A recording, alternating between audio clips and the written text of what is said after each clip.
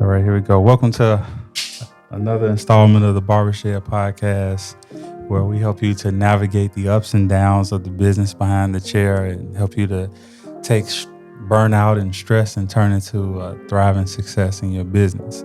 All this month, we've been focusing in on the month of August. At the time of this recording is Black Business Month. Yes. And I've been putting a lot of emphasis on, even though I'm all for the support Black, we buy Black, right? Right. For me, it's about, can we build better businesses that happen to be Black?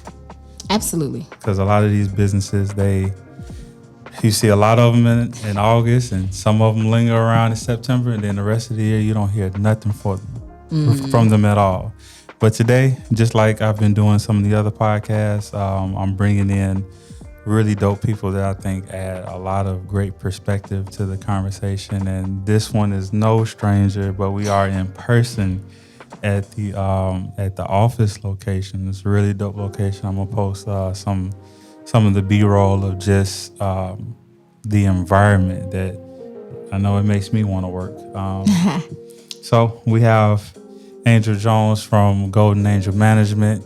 For those who have never heard of you or seen you on the podcast before, just briefly introduce yourself.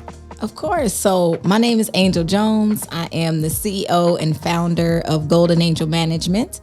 We are a business development firm based in Chicago, and we help overwhelmed entrepreneurs who are struggling with self-doubt gain some clarity and structure in their sales department so they can increase their revenue and increase their employment capacity to help lower our poverty rate. So I always say, if we are not helping our clients make more money, serve more people, and hire more people, then we are not doing our job. Yeah. So, Angel, let me bring you up to date of where we at so far in this podcast series. Okay. So where I'm at is I've been making this series called The New Gatekeepers. Mm-hmm. And the reason why I call it that is because some people view gatekeeping as such like a negative thing. And, it doesn't have to be, right? Because in the 90s, when I was coming up as a young kid, it was just like, if you need a job opportunity, you had to know somebody, right? You had to know somebody that can open up certain doors for you. And that didn't seem like a bad thing. But then on the flip side, you got some gatekeepers that was like, you only can get certain opportunities if this person looked out for you, right? So I get this. What is the concept of a brick in the hand? A brick in the hands of a great builder could be a beautiful building, and the hands of somebody else could be a busted window. So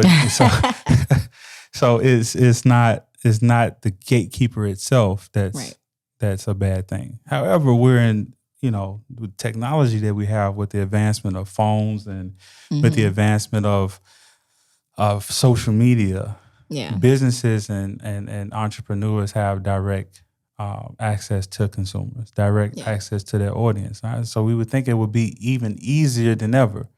However, we have this new gatekeeper concept where it's like, now people only think that they can become successful if they build a large audience or if they perform on TikTok and they got to do all these social media posts and it's all these new things of why I can't be successful. Absolutely. It's like they changed the gatekeeper from a person to a concept or to a set of activities or a set of tasks or accolades. But so in the barbershop, I get a chance to talk to a lot of different people. And amongst the barbershed, I get to talk to a lot of different barbers. And the problem that I hear, because I went through a lot of the same thing, and sometimes I still do, is that the problem is that it wasn't the amount of people that was following you that was an issue with growing the business. It wasn't the amount of content that you was putting out. It was just that you didn't really have a solid business. You didn't have a solid business structure, and you didn't have a plan and a goal. Now, which brings me to why I want you on this podcast today. Now I see. I got a chance to listen to a lot of your training, a lot of your classes, and even do some for myself. So I'm a real big fan of what you're doing here in Chicagoland. And one of the things that I really like that I want you to touch on is, can you give us some ideas and concept of how can people start to build a solid business plan and structure for their business?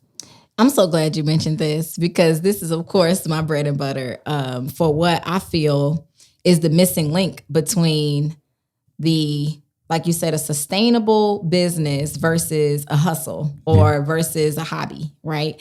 The things that I always say we need to gain some clarity on and get a strategy on is getting the foundation. And the foundation always includes these 5 core things.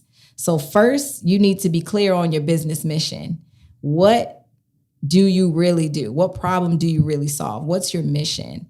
The second thing is, what are your values, right? You need a set of values that are the foundational principles for what your business literally is held up by.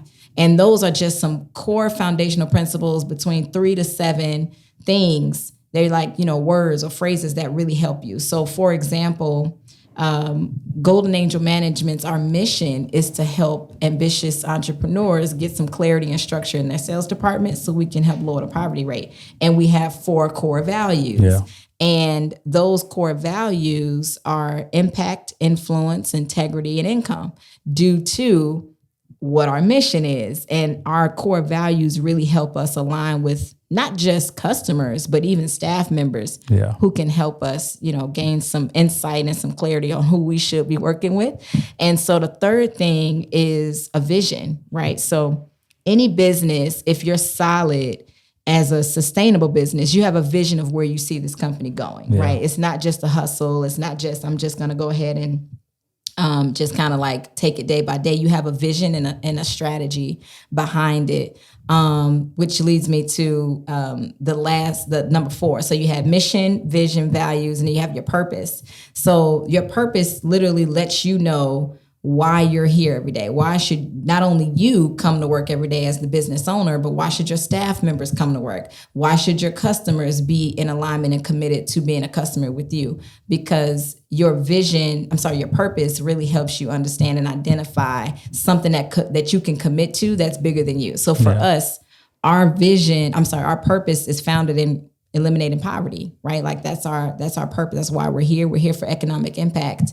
And then the 5th thing is strategy. Yeah. So to have a sustainable business, you need a strategy, right? You need to have some type of plan in place with action steps that are in alignment with what you're capable of due to your network, due to your resources. So those are the 5 things that I say are the things that you really need to have a sustainable business. You need a solid business mission, vision, values, purpose, and strategy. That's good. That's good. So you're not saying that social media and all this stuff doesn't play a part, but that's just not the main thing. Right. It definitely plays a part. Your business can go from $0 in profit to $1 million in profit based on social media. However, I really do feel like you need to have a strategy behind how you leverage social media. So we always talk about social media strategy, right? But what is that for real? Social media strategy, getting on posts and doing the TikTok dances, that's cool.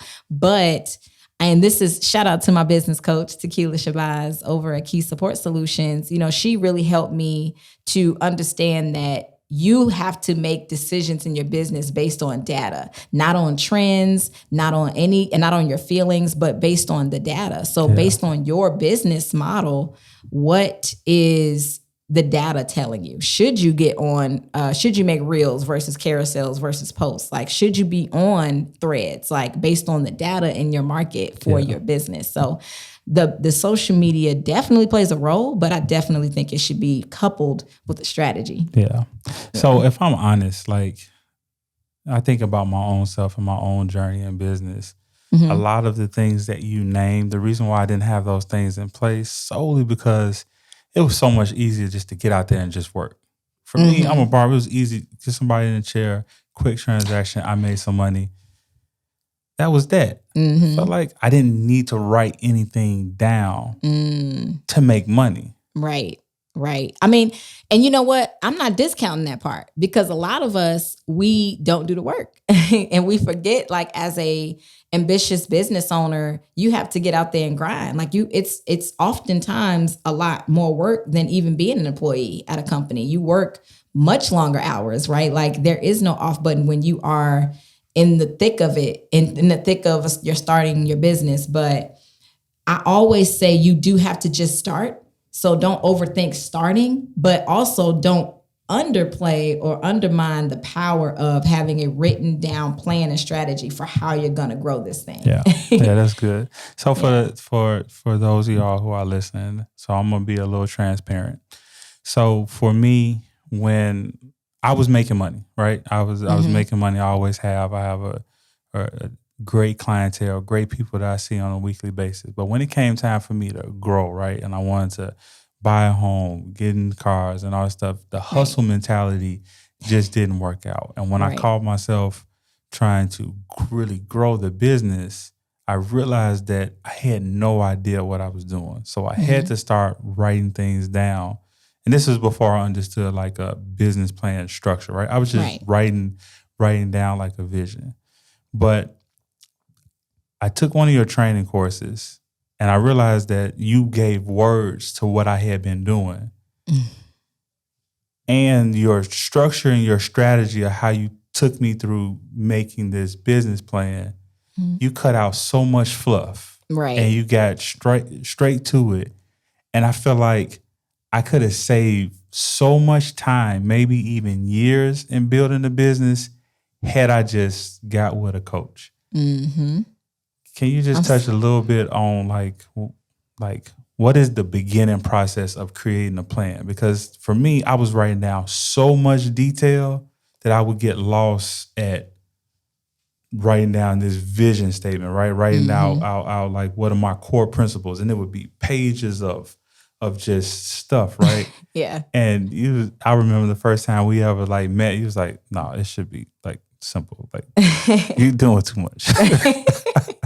I mean, I'm so grateful for my journey to be able to simplify things, right? So I feel like one of the things that makes me stand apart from your average business owner and definitely your average business coach or consultant is I try my best to follow the KISS model, keep it super simple, and also I firmly believe that if you cannot break things down and simplify it in a way that a 10-year-old can understand it, then you aren't truly the person that should be calling yourself an expert at that thing. Yeah. And for me, I just was passionate about simplifying the process of taking this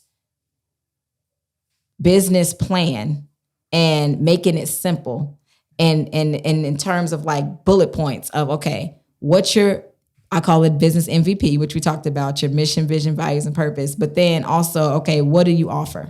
What is your service? And again, I keep having to shout out my business coach, Tequila Shabazz. She asked me one question one day that really opened my mind to making sure I even simplified my offer to my target audience. She said, why should I pay you? Like, and if you cannot clearly communicate in 2 sentences or less why someone should pay you in your business, then that means you need to go back to the drawing board and revisit your business mission, vision, value, purpose statement because you aren't clear on what you're doing. And I think when we talk about how to simplify a business plan, think about, can you explain your business to a 10-year-old? That's good. And then why they should add value. I think that will kind of like help everybody, all the listeners here, like, okay, where should I go with this? Like, how can I simplify this plan? Can you explain why you should get paid to a 10-year-old? And they like, okay, yeah, I understand. If you can't, let's go back to the drawing board. Yeah, that is good. And that falls right in line with like who you are as a person because your whole business is built around a young person in particular, right? Absolutely. And when I listen to like what your vision is for not only the community and like lowering the poverty rate, but it's like you're trying to pass down legacy also as well. Absolutely. Definitely leaving a legacy. Shout out to my golden boy, golden Prince, my son. He definitely was the motivation and inspiration. I want to say he still is the motivation and inspiration behind Golden Angel Management. Of course, it's named after him, and everything we do at Golden Angel Management is a Golden Angel movement with the Golden Angel podcast and the Golden Angel Business Group. But I feel like that really being able to connect my why to my business is what really got me over a lot of the humps on my entrepreneurial journey, to not give up, to keep pushing, to, make sure I make those sales calls, to make sure I stay up later, to make sure I get the customer reviews all responded to before I go to bed, those things that we don't talk about necessarily. But we see the fancy cars, we see the success, we see the following, but we don't see those type of things. And I think when you stay connected to your why in your business and make sure that why, the reason for why you started the company and why you want to see the company grow in terms of bringing that vision that you had to life, it resonates with you in a way that nothing else can. And I'm so grateful that you mentioned that, because I always want to make sure that I share the vision I have with my son, Golden, to leave a legacy and, share my journey in a way that inspires, educates, and motivates other entrepreneurs. Yeah. I mean, I think that's so great. I mean, just like all I know is how to work for myself. That's all that I know. I mean, I had a job that I was fired from because they woke me up out of my sleep and said, "Bro, we gotta let you go." Oh wow, you were sleeping on the job. Look at yeah, I was bogus. But what kept me going and what kept me building was my children, right? It was my family, because I couldn't look at them and say, yeah, we ain't got it today. Like I couldn't look at, as a man, I couldn't look them in the face and say, we ain't got it because I'd rather be watching TV or I'd rather be at the movies or, right.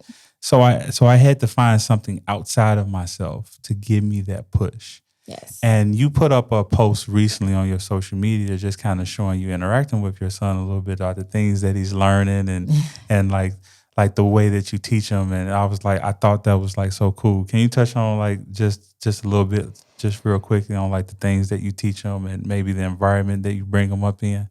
Of course. So I do homeschool my son. He is 8 for you listeners that don't know right now. He's 8 years old and we've been homeschooling for the last year. And so I saw the connection between traditional school and entrepreneurship. And I, of course, I did not start as an entrepreneur. I was your favorite employee, right? I would come in early, leave late. I was a great leader. I was a great team builder in the other people's businesses. And so when I saw the catalyst for me making the decision to homeschool Golden was the violence at the schools. There was so many school shootings, and then I saw the Texas school shooting, and when they put up the photos of all the children who were murdered, and rest in peace, and my prayers and love goes to all of those families. It literally looked like my son's school class picture. And I said, oh, it was just like a trigger. And I was like, this is it. And then around that same time, my aunt passed. And so suddenly passed, by the way. Sorry.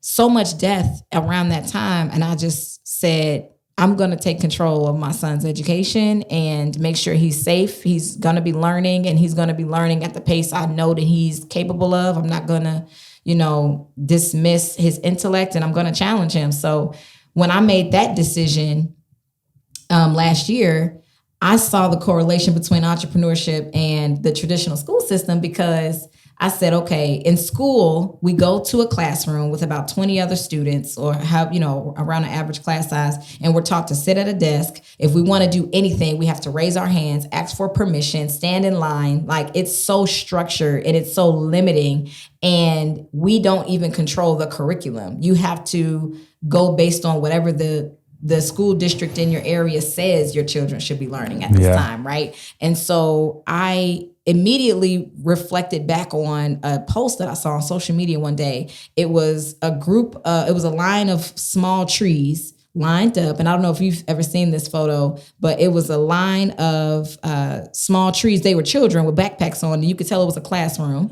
And they were small trees with the backpacks. And then there was a larger tree stalk, but it was cut. You could tell that it was cut. And then it was, of course, a larger tree. So that was resembling the teacher. And then the small trees resembled the children. And the teacher, that was the large tree that was cut, that had no leaves or anything, it was cut, had an axe. And it was cutting the green off the small trees and letting them go into the classroom as smaller trees with no green on it. And I immediately saw that picture. I hope I explained that well, y'all.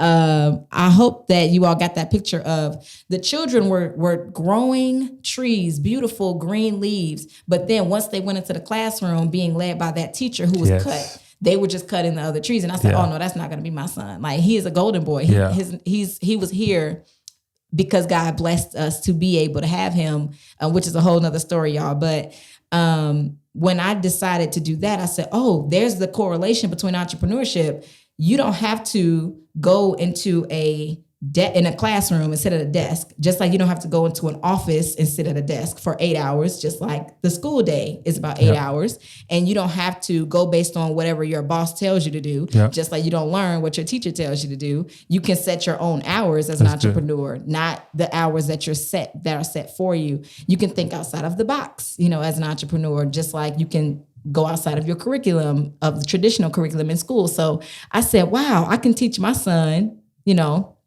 these same lessons. And so that was major for me. But I also wanted to make sure I was intentional about spending that quality time. Like you said, I post a lot about, the things that me and my son do. We play games like Connect Four, strategy games. We read together. We, learn together, and we are able to have a relationship that's based on that quality time that I know I wouldn't be able to get if I worked a 9-to-5 job. If I wasn't able to, control my time. Yes, it's hard. Yes, I work harder than most people, but the payoff with my son is no price you can put on it. That's good. That's good. But some people be like playing games and all this stuff and homeschooling. Like, what kind of quality learning or whatever? Like, I noticed like you put up stuff about like Connect Four and stuff a lot. Yeah. Like.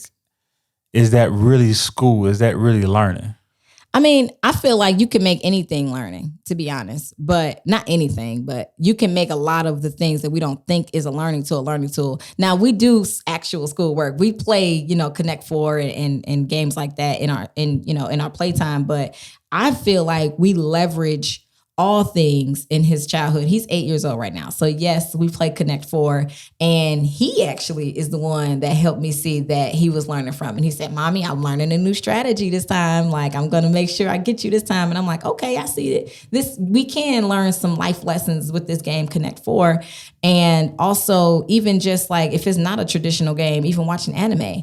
We watch anime together. So because of him, I know all about the Sasuke and Naruto, right? So he got me into anime, and we learning life lessons through anime, whether it's, learning how to work as a team, because they go out in teams when they go fight for the villagers, or maybe it's leadership, maybe it's not being surrounded by peer pressure, or even if it's just, good morals versus bad morals. They're always fighting to defend villagers against villains. So it's like, okay, what is a villain for real? So maybe just having those conversations is a way to expand his mind and to, get him to think outside of the box in a way that, I probably wouldn't be able to do. And because I'm so overwhelmed with work and, things like that. So I hope that answered that question. So what's dope about it, and just for the listeners' sake, just in case you're trying to figure out why we're talking about homeschooling and games and all that stuff, one of the biggest lessons that I learned, and it was reinforced through your Golden Angel Management, their virtual training that I was in, is that you brought me through this concept of 4 pillars, right? Yes. And the people that you need in your life, right? And one of those people was, not only do I need a coach or mentor or whatever, And peers, networking and all that stuff. But I needed a mentee too, right? Yes. So when I started doing those things and I started pouring back into somebody else, it had me to really think about what it is that I believed about business and what I believed about strategy. And I even caught myself like, man, I can't really explain this part clear, which made me have to go back and refine my process. Because if I call myself having a mentee, I need to be able to explain it where it's simple, super simple. You follow that KISS model, right? I needed to be able to do it, and I just found out that I learned so much by teaching, and I think that for you and your son, is it safe to say you learn a lot about your business and what you're doing by spending that time with your son? Man, more than I even like to admit sometimes, because I gotta admit, he calls me out. He calls me out when I'm wrong. Like he's like, "Mommy, you didn't say that yesterday, but I thought you said we don't sell each other." No, I remember, and I even posted about this. So his desk for his schoolwork is not too far from my desk for work. So he overhears me sometimes when I'm on a conference call with a client or while I'm doing a virtual workshop. And so I was actually at my desk creating the PowerPoint slides for a workshop I was going to do. And I just was frustrated because something happened and I was like, I cannot do this. And he said, "Mommy, we don't say we can't do anything because that's what you said, right?" And I was like, man, he got me. I'm like, you're right. Yeah. I can't do it. So even in those moments, but even also when I tell you, if we can't break it down like a 10-year-old, then you don't understand it. So I found myself teaching him about credit, teaching him about business. What does it mean to have a for-profit bank versus a non-for-profit bank? What is the difference between a credit union and a non-credit union bank? So it's like, being able to, like you said, break it down in a way that I could teach my clients, because if I can't explain it to Golden, then I'm not really as qualified based on my own rules to teach to students. I mean, to my clients. And Golden reminds me that he said, "You can't be a hypocrite, Mommy." I'm like, Lord. I love it. So before we go, you've been inspired to do a podcast, right? Yes. Do you plan to talk a lot about these concepts that you've learned with like teaching your son and poured it into other entrepreneurs? Absolutely. I honestly think it's going to be a large part of what we talk about on the podcast, because my podcast is literally geared toward bridging the gap between personal and professional development. And most of my development, both personally and professionally, has been through my relationship as a mom. So wow, it'll definitely be included. Oh yeah, that's pretty dope. I look forward to hearing more about that.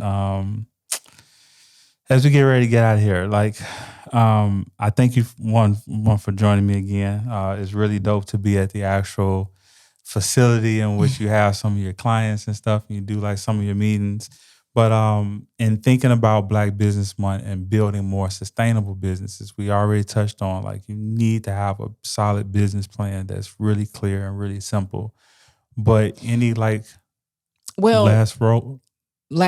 Yeah. So I guess I want to reiterate, because it just popped in my head when you said we need a solid business plan. I don't want you all to overthink the business plan. It doesn't have to be this 10-page document. It could be a 1 to 3 page document that literally just says who you are, what you do, why you should get paid, and how you're going to get paid. Yeah. That's it. Don't overthink it. It can be bullet points. Your business plan could be bullet points, as long as the bullet points provide substance to the main ideas that we talked about: your business mission, vision, values, purpose, and strategy. Yeah. It doesn't have to be an long 12-page document. Yeah. And one of the things that we could do is once we got all this stuff written down, go explain it to a 10-year-old. And if they don't get it, that part, yes. If they don't get it, go back and refine. We got to refine that thing. And of course, we're here to help you along the way. Yeah. So speaking of that, if somebody want to sit down and have a meet with you and even take part of your training program, I hear that you have a 12-week program that you have? Yes, I do have a 12-week business coaching program. But I also am launching a mentorship program for my nice. Business owners just starting. If you look, I don't know what I really am doing, but I know I love to do hair or I love to do this, and I know I want to take this to the next level, then I have a mentorship program. It's only for 10 entrepreneurs, and it's very low cost. It's only $100, and it will literally help you to catapult to your next level. And I'm glad you mentioned coaching, because coaching has been the blueprint. I'm not the blueprint. Coaching has been the cheat code for me to take my business to the next level. And so yes, you can definitely be a part of my 12-week coaching program or the mentorship program, and I'm always hosting a workshop or a sales training. If you're part of the Golden Angel Business Group, shout out to all of my members. We do a free sales training the last Friday of every month, and we just all about impact. So if you want to reach me, you can always just go to goldenangelmanagement.com and book a strategy call. That's good. That's good. Angel, thank you for joining us today, and we look forward to hearing from you again. Awesome. Thank you. Thank you for having me. I'm so grateful. See you.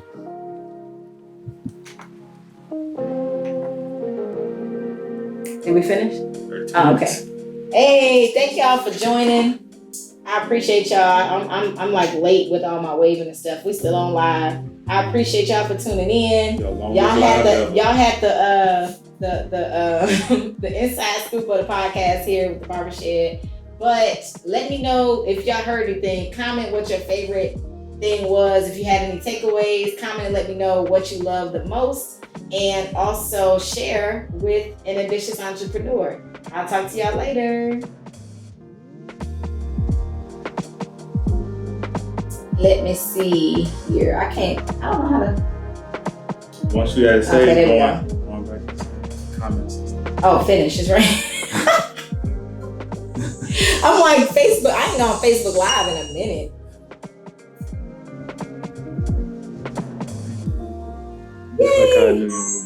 Yay!